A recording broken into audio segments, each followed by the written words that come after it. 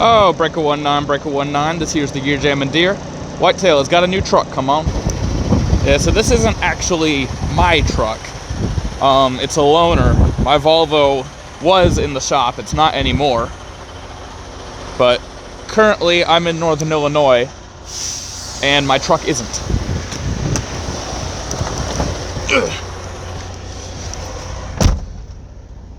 So, they're working on trying to get me back home so I can swap trucks. But I had difficulties with my last dispatch. At the moment, I've been planning on recording this video for the last couple days. I've been in this truck for 5 days now, I think. And they've been running me pretty hard, so I just haven't had time. I've had time, but it was always after dark, and I wanted to do this in the light. So I just wanted to make a quick video talking about what I do and don't like about the Freightliner versus the Volvo. I thought that, you know, all of my friends found my thoughts on it interesting, so I thought the people of YouTube might as well. And it's also been a long time since I made a video. So without further ado, here we go. So the first thing that I do not like about this truck, in relation to pretty much any other truck I've been in, is that the interior is just very bland. You know, it's all black and gray and not even in a tasteful way. It's just, the word I use, it looks very utilitarian, in my opinion. You know, everything is purely functional. There's no style in here. That being said, while I don't like the styling of the interior of the truck, I do sort of like the layout. One of my chief complaints with the Volvo is there's not very much flat, well, there's not really any flat surface. So for like making food, for example, it's a bit of a pain. But this truck, I've got this huge flat surface over here, over top of the refrigerator, which is absolutely ginormous, by the way. I think this is the biggest fridge I've ever seen installed in a truck, with the tiniest little icebox. On the whole, I'd actually prefer my fridge because my icebox is deeper. It's about the same width, but it's deeper, so I can fit more in my icebox than I can in this one, and I buy a lot of frozen stuff, you know, frozen dinners and stuff like that. But then you have a drawer here, and then obviously the flat area, which can be used as a table. I'm sort of just using it as a storage area right now. TV mount is here, which it actually sort of sits facing that way, so the TV would be like there, which I actually like. I was thinking about trying to find a way to mount the TV there in my truck, but obviously be over the window. Then that's where the microwave would go.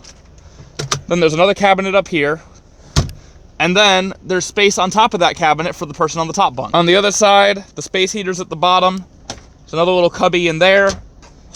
Another flat surface, which I think the Volvo is about the only modern truck that doesn't have some sort of pull-out tray. Then this is the closet, which definitely is not quite as tall as the one in my truck. You know, it would suit my purposes fine, and it's a little bit deeper, I think. I may be wrong on that, though. And then, same cabinet on the top, just like the other side, and then another little storage area for the top bunk. And I like all that. That's good layout, you know? In my truck, I have to carry a, like, TV dinner tray, for anyone who still knows what those are, so that I have a flat surface for when I'm cooking and eating and stuff. Because my truck, I don't know if I ever showed off the interior in detail, but the fridge is at the bottom, and then there's an open area on top of it, just like in this truck, but it's a lot smaller, and it has the step to get up into the bunk bed. So, like, the actual flat area, because it's got these ridges like this one does to stop things from falling over, or falling off, rather. But it's a little bit skinnier than the one in this truck, and it's not as long because of that step. So, you know, like, just my laptop can't even fit comfortably in there. And then above that, I've got a big, actually, that's something I just realized. I guess I could use one of these. I've got a big closet-y thing up in this area that I use as a pantry. And I'm not sure if these would really work as well, because they're not as big. I'd have to, like, use both of them, which I guess could be okay, because I'd put food in one and, like, my plates and stuff in the other one. I don't know. I'd probably figure it out. And then that also does have a storage area over top for the bunk bed. And then on the other side, I've got a cubby at the bottom where I put my shoes and stuff, a closet, and then space where the TV would go if I had an old TV. That truck's made a little more old school, so I actually put my microwave where the TV area is, which is right about here. And then above that, there's a little enclosed area, and I'm not sure why it's enclosed, but that's where I put my socks and underwear and stuff. And that's also where the air vents come out. Like, I think, while I do like the way this truck is laid out, it might just be because I'm familiar with mine, but I do think I actually prefer my truck. One big thing that I really do like about this truck, and the Cascadia is the only truck I've ever been in that had one of these, is that there's actually a ladder for the top bunk. Sorry, I'm waiting to get the information for another load, so I keep looking back towards my tablet. That, I think, is genuinely a good design. It makes it a lot easier to get to the top bunk. The other thing I've noticed about the Freightliner is I think this cab is taller than the cab in my Volvo and the cab in the Kenworth that I drove with my mentor. Yeah, it feels like there's more headroom between the top bunk and the ceiling, and between the bottom bunk and the top bunk, which that might just be a optical illusion because there's not a mattress in here. As an example of what I'm talking about, the Volvo doesn't have a mattress on the top bunk. It's just the bunk is padded. So I guess you technically maybe could put a mattress up there if you really wanted to, but it's not really made for it, which for the circumstance that I'm in right now would have actually been better. As you can see, there was not a mattress in this truck when I got it, and I had requested to be doing local runs until I got my truck back. I guess that got lost in translation somewhere, or Illinois is just considered local to Virginia in someone's mind. I basically had to make myself a mattress out of couch cushions, which is working well enough. As far as actually driving the truck goes, you'll see I made a little... Basically, obviously, since I was only supposed to be in this truck a few days, I didn't see any reason to spread all my stuff out in it. So I'd put all of my stuff that I wanted in the house in this bin for when I was home. And then when I brought this truck home, I just threw the whole bin in the truck. And what I usually have is it slid back like this so I can step over it. But I slide it forward when I go to bed at night so I can close the curtain. And this morning, it's like 26 degrees around here. So it was incredibly cold. I was trying to get to the driver's seat quickly to turn the engine on. And I put my foot on the seat like this and tried to come over like this. But as I came over, my foot slid and my knee went right down onto that. So let me make sure that all doesn't happen this time and slide this back to the back so that it doesn't happen again. I didn't hurt myself in any way. I just messed up my bin. You know what? It's hot and I need to take my sweatshirt off. So let me talk about the outside of the truck first, and then I'll get back in, take my sweatshirt off, and talk about the inside. My last load was a dry load because of an issue that I ended up having, which I'm not going to get into. But because of that, I don't even have a trailer right now. So they need to find me a reefer trailer and then find me a load going east, because the one I was supposed to take is being rescheduled because I didn't get there in time. Not my fault, I did everything I could. Anyway, this truck does not have the full side skirts, which my understanding is that you can get Cascadias with full side skirts. Swift just doesn't. And I wish that it did have full side skirts, because while I prefer the look of having the open frame, the side skirts are just very convenient. You know, having the catwalk that's the width of the entire truck. It would be especially good with the way the load lock rack on this truck works. I actually really like this rack. It holds the lock. The locks are a lot easier to get it in and out, and it holds them separate from each other, because one of the things with my rack is it has these divots, but the locks will slide out of the divots, and while you're going down the road, they'll be banging against each other, and it's very annoying. So that doesn't happen with this truck, and this rack would be a lot easier to use if I had a truck with full side skirts. But because I don't, I've got to try to lean over here and, you know, be counterbalancing myself to get the locks out and then put them down on the floor, and then climb down this side, because there's only a step on one side of the truck, and run around the entire front of the truck to get to the locks. So that's annoying. Also, you'll see the broom that I'm borrowing from my dad is back here, because this truck doesn't have a crossover in the side box. So in my truck, there's a little hole back here, and there's one on the other side, so that you can put long stuff all the way through the entire width of the truck. This one, you can see, is fully enclosed. There's no hole in it. Don't ask me why this truck has two sets of warning triangles in it. I have no idea. I have to put the broom on the back because I don't have anywhere else to put it. Another thing that I find interesting, it's not that big a deal, but it's a little bit annoying when you're not used to it, is, and I know this isn't the only truck like this, but the passenger side fuel tank is mounted further up than the driver's side fuel tank. So I've had situations where I've pulled up to get fuel and then actually had to back up a little bit because I'd lined up like I was driving my truck. I think that's everything of note about the outside. Look at how much this mirror vibrates. Actually,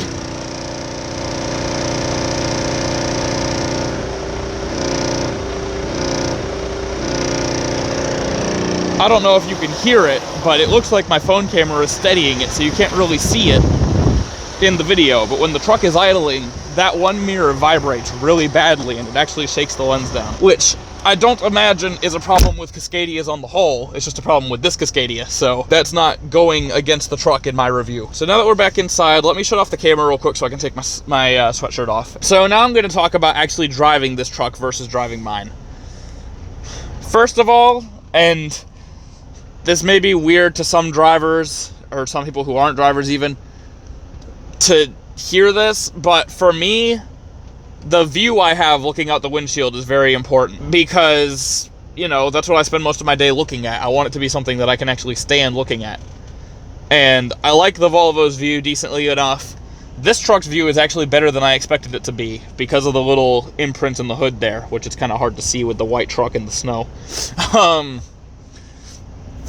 For contrast's sake, the view from the inside of the International LT is awful, because that truck does have fancy indent marks and styling, but they're all the way down at the front of the hood. So when you're sitting in the cab, it's just perfectly flat, and then you just can't see hood anymore.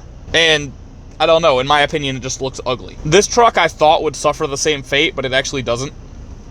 That view is decent enough to look at. I will say, I feel like I see less hood in this truck than I do in mine. It might just be that I sit higher. You know, I have the seat sitting higher in my truck, but I don't feel like I see as much hood. It's possible the hood is slightly shorter. I'm actually not sure. You know, the mirrors are decent enough. Like I said, that one won't stay in position, so it's aimed a little lower than I want it to be. But there's no point in pushing it back up right now because the truck's sitting here idling, so it'll just slide back down. But as far as actual driving, one of my first complaints with this truck is that thing, which my understanding from Rainbow Spec is that is something to do with the adaptive cruise control radar. And my problem with it is that it's quite in the way for one very specific scenario. Namely, so sitting like this, right? This is about where my eyes are. If I'm running down the interstate, right, and there's an on-ramp coming on from the right, I want to be able to see if there's cars coming down that on-ramp, because, you know, the traffic on the interstate isn't supposed to have to slow down to accommodate cars coming on, but a lot of the time in a vehicle this big, if you don't, you're either going to get cut off or run into. So, and it's just a courtesy. You know, so when I can, I try to make it easier for vehicles coming on the highway to get on the highway, especially other trucks. The problem is, you have an on-ramp coming down from the right, you're sitting here like this, and right where you want to be looking for a car, you've got this big black box. So, I've definitely had scenarios where I almost missed seeing a car coming on the highway, and then, you know, it was one of those cars that wasn't going to do anything to make their merge easier. They were just going to sit there doing 55 and hope everyone else gets out of their way. And I had to hit the brakes pretty hard because otherwise they would have merged right into my fender, which obviously wouldn't have been my fault, but I'd still rather not be involved in a wreck of any sort. And in my truck, I find it a lot easier to anticipate that sort of scenario because I can actually see the on-ramp. And in this truck, I can't because of that black box. So that is the one specific scenario that gets in the way. But it's a fairly frequently occurring scenario in my line of work, and I don't like it. The actual ride in this truck is pretty good. I think I dare say it might actually be better than the ride in the Volvo. I was on a 3-week vacation before getting in this truck. It was supposed to be a 2-week vacation, but when my truck wasn't ready, I asked for another week so I wouldn't have to get in a loaner. And guess what? Another week went by, my truck still wasn't ready. They put me in a loaner, and then the next day my truck was ready. Because, of course it was. I had 3 weeks off, in which time I'd been driving Sasha, my GMC, which has a very awful ride because she's got full leaf spring suspension and no weight on the back axle. So, you know, she hops and skips around with every little bump. So, I'm not actually 100% sure at this point if this truck's ride is better than mine, because I was used to a significantly worse ride than either truck has. So I won't know for sure until I'm back in my own truck and can judge them back to back. But the ride is good in this truck is what I'm trying to say. The Smart Pass system actually works, which in my truck, I don't know if it's just not installed or if I don't know how to operate it. I'm not entirely sure. But basically all of Swift's trucks are supposed to have a system where you double tap the accelerator and it gives you another couple mile an hour to help with getting past slower vehicles, and the Smart Pass system is able to be active for a maximum of 30 minutes every day. In my truck, I've never been able to get it to actually activate. This truck, I can get it to activate. This truck, I have been able to get the Smart Pass to activate, and what's even better, if you don't know, Swift trucks are limited to 63 on the pedal and 65 on the cruise. So if I have the cruise set at 65 and double tap the accelerator and activate the Smart Pass system, that'll actually give me another couple mile an hour on top of the 65 cruise. So I can actually get it to 67, which is nice. If I'm doing 65 and catch up to a truck doing 64, now I can speed up to 67, get past them easily enough, and then slow back down to 65, and I was going faster than them anyway, so it doesn't matter. It just means less time in the left lane, which is nice.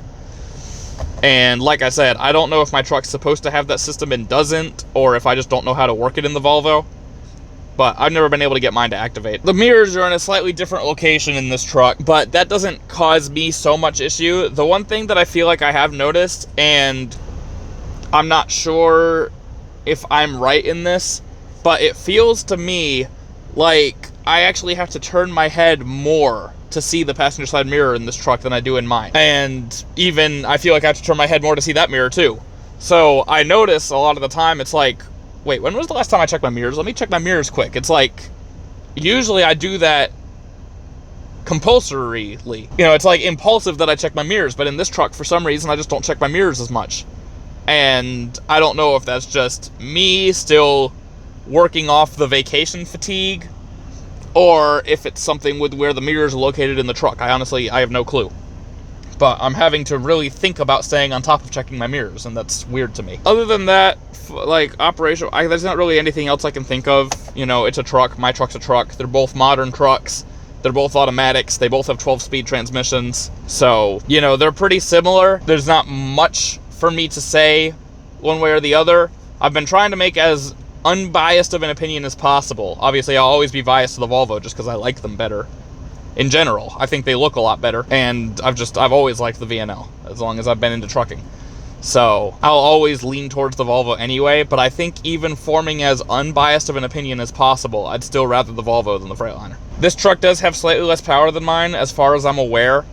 I couldn't find the manufacturing information for this truck, but I know that Rainbow Spec, when he was at the Swift Academy, he found the manufacturing plate for the 2018 Freightliner he was driving there, and that one had a 400 horsepower D15. So this truck, DD15. So this truck also has a DD15, and it definitely does feel like it has less power than my Volvo, which has a 425 horsepower D13 Volvo engine. Bottom line is, my truck has a bit more horsepower than this one, but this truck is apparently geared a little lower because its acceleration is pretty good up to about 40.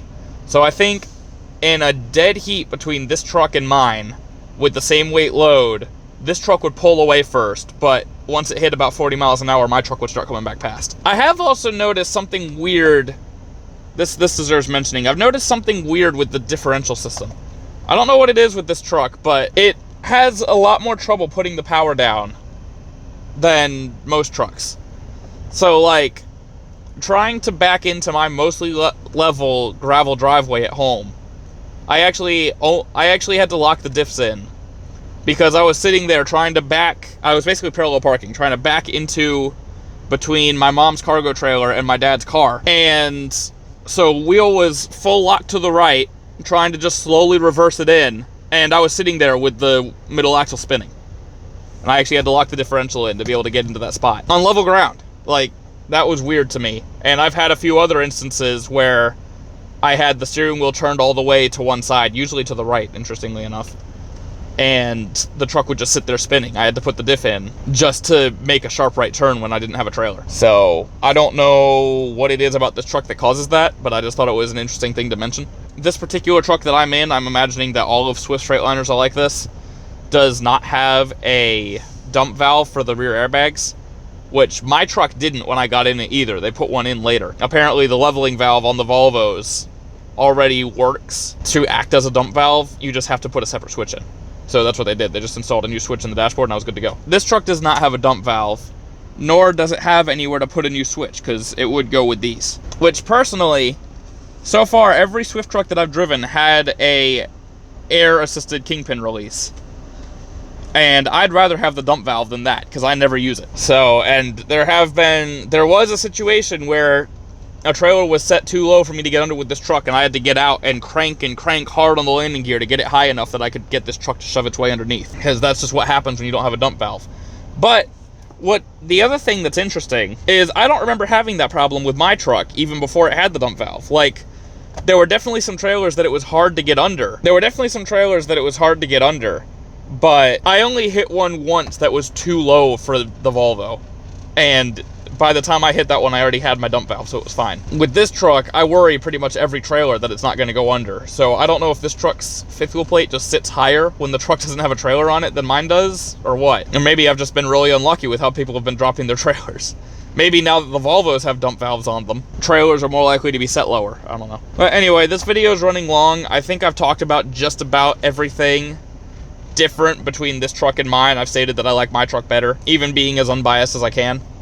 So I think that'll about do it. That's sort of my look at the Freightliner Cascadia. This is a 2020 model, and yeah, it's been a fun truck to drive for a few days, but I'm ready to get back in mine.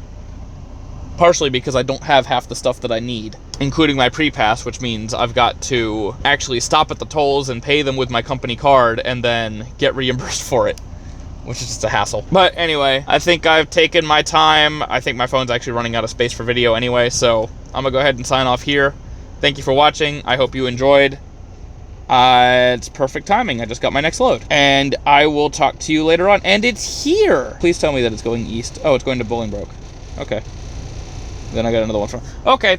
It's time for me to go. Bye-bye!